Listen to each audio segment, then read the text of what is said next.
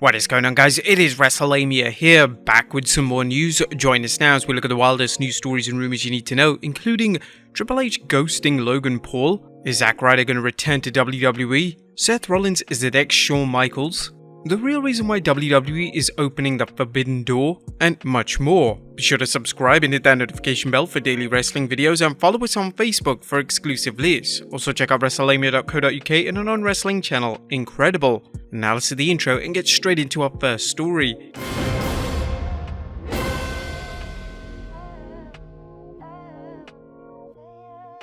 Our first story looks at, is Triple H ghosting Logan Paul? Is Triple H ghosting Logan Paul? Now, Logan recently spoke with Verge Magazine's Matthew Connell about his WWE career, talking about the game helping him out. Triple H is incredible, man. He's very generous with his time and his energy, and he's so intentional when he speaks and when he gives me advice. I know that every single word that comes out of his mouth is extremely valuable, so he takes his time to point me in the right direction and guide me. And nonetheless, Logan lamented that the cerebral assassin hasn't been returning his texts. The one thing that he hasn't done just yet is respond to any of my text messages. Triple H, if you're watching this, just please, I'm 3 texts deep with no response. I don't know if you've seen him, but I'm feeling desperate and I'm just afraid to send that forth because rejection. Some say rejection is redirection, but where am I going? Given the WWE's fondness for working the fans, there's no telling if this is a storyline or Paul failing to understand just how busy Triple H is. Regardless, Paul seems to have a remarkable understanding of what makes a wrestler's success and how it ties in with his personal goals. He opened up about his journey towards becoming a WWE superstar, noting how he went from the Vine guy to the YouTube guy to WWE superstar, claiming that WWE superstar is the identity that means the most to him. Logan shared his insight into what makes someone stand out as a performer. I think the showmanship actually takes precedence before you do your moves. You make people care when you're on that mic, and if they're glued to who you are and what you're trying to do, the performance is going to come easy. Paul has shown incredible dedication to honing his wrestling skills, unlike some celebrities who decide to try their hand at wrestling and phone it in. Paul's 2 matches so far have been well received, and while critics have questioned the validity of someone with so little experience challenging for the Undisputed Championship, the counter-argument is that the WWE Saudi shows are heavily centered on celebrity appearances and spectacle, hence Logan vs Roman Reigns.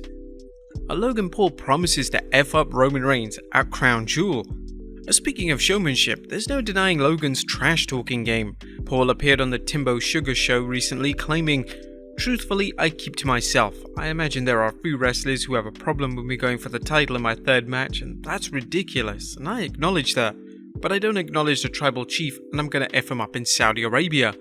The WWE's booking for Roman vs Logan Paul's match should provide plenty of talk after the event happens.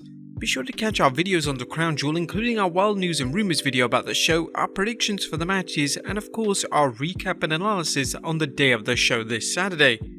Next up, AEW's original plans for Punk after All Out. If you're wondering where things would have gone for CM Punk if it wasn't for that little incident after the All Out post-media scrum that led to the suspension of Punk, Ace Steel and the Elite, Kenny Omega and Young Bucks, well, if the rumors are true, AEW is going to buy out his contract. Whether or not Punk sues AEW is another matter, but it's unlikely AEW will pay him off with some sort of settlement prohibiting future lawsuits, but stranger things have happened. However, what if the incident never happened? Well, let's take things further and add what would have happened if Punk hadn't injured himself at All Out. Well, Meltzer reports in this week's Wrestling Observer newsletter that AEW had precise plans for what was next for Punk following his AEW World Heavyweight Championship win over Jon Moxley. The hope was to revive Punk vs MJF and have the classic promo battles.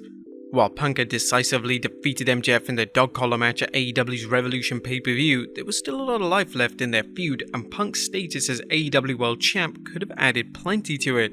For now, fans will have to wait and see what's next for Punk. In the meantime, MJF is booked to challenge Jon Moxley for the world strap at Full Gear, with fans debating whether MJF's apparent face turn is true or just a facade designed to gain an edge over Moxley.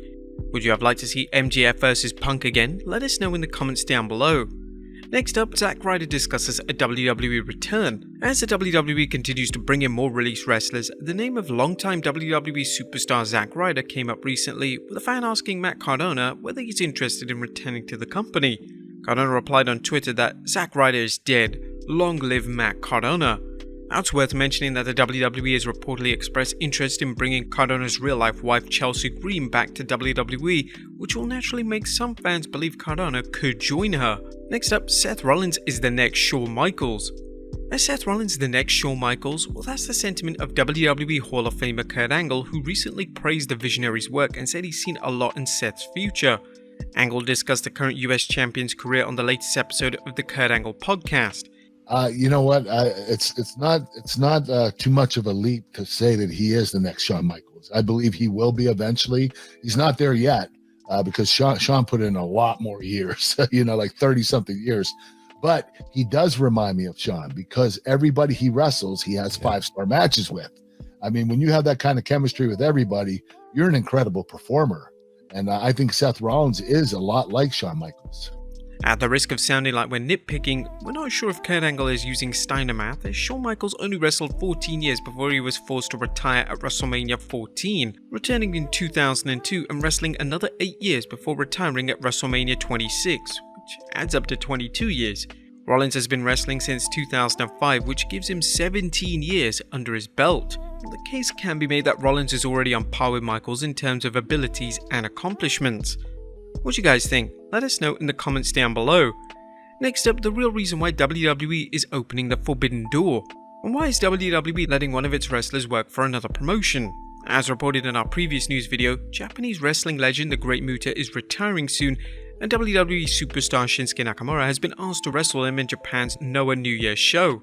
As WWE fans know, the idea of a WWE performer working elsewhere is rare, but according to Meltzer, it's something that's unlikely to become a regular occurrence. There are two things it could be. Number one, with WWE the new regime is allowing guys to do, it'll never be a lot of guys, but maybe guys to request, hey, maybe let me do something special outside the States with another company, we just know something really special. And they said, okay, do it. Meltzer also discussed the special circumstances behind the match and those involved.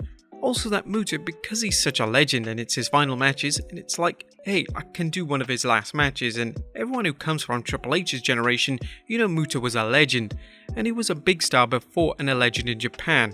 I think maybe it's just kinda something that's real special, and they let him do it. It was still a surprise.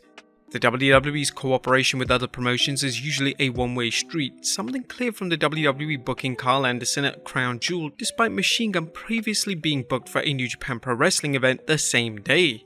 And finally, did Sami Zayn KO Braun with a Superman punch? And last but not least, Honorary Uso Sami Zayn has apparently perfected Roman Reigns' Superman punch, at least judging from a recent live event in Glasgow, Scotland. Reports are coming in that Zayn clobbered Braun Strowman with a Superman punch during a 6-man match involving Sami and the Usos against the New Day and Braun Strowman. According to a report from Wrestling News, Zayn hit Strowman with the Superman punch and briefly knocked him out. Now we suggest that fans take the KO report with a grain of salt, but judging from the photos from the event, Zayn did knock Strowman down. Regrettably for Sami, it wasn't enough and the Monster Among Men power slammed Sami for the win. Sami's interactions with the Bloodline continue to entertain the WWE Universe and the Bloodline themselves, as Zayn recently came close to making them quotes during the 28th October edition of SmackDown. Now sadly, Sami won't be at Crown Jewel alongside Roman Reigns and the Usos due to Saudi Arabia refusing to let Zayn enter the country due to political reasons. Fans are already speculating whether the WWE will concoct a storyline to write him off the show. But there you have it folks, the wildest news stories and rumors you need to know. Be sure to leave your comments down below, and I'll see you next time with some more wrestling content.